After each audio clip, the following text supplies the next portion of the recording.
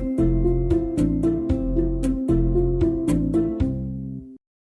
it's Margaret Buj, interview coach, helping you get hired, promoted, and paid more.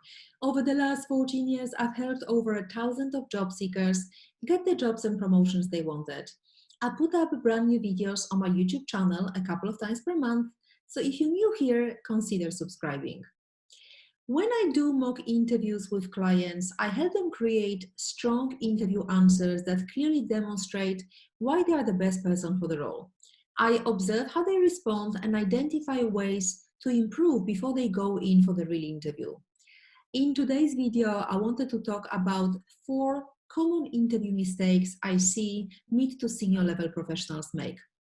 The first and most common one is the vague answer.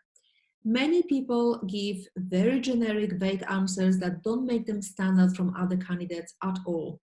They are often unable to articulate specific examples of how they've added value or made an impact. Especially as you get more senior, you're likely to be managing a team or a budget. So if that's the case, provide specifics. How big was the budget? What was your team size? How did you save money or made money, or how did you improve a procedure and make it more efficient? Provide specifics, otherwise you sound just like other interviewees. Secondly, it's the long answer. While you should provide more specifics, it's also possible to provide too much context and detail. Ability to summarize a situation concisely is a skill that many people lack. So talk about the situation, what, who, and the result, but you don't need to mention details of every conversation or every name of everyone involved or every single action that you took. You need to say enough to help the interviewer visualize and understand the context, what you did and what the result was. Aim for a couple of minutes per answer, maybe a little bit longer if the answer is, if the example is quite complex, but you shouldn't spend 10 minutes answering a question. Then we have the short answer. The other end of the spectrum is giving too short of an answer. So for example, the interviewer asks you, how do you manage a team? And you say, yes, I manage a team of 3.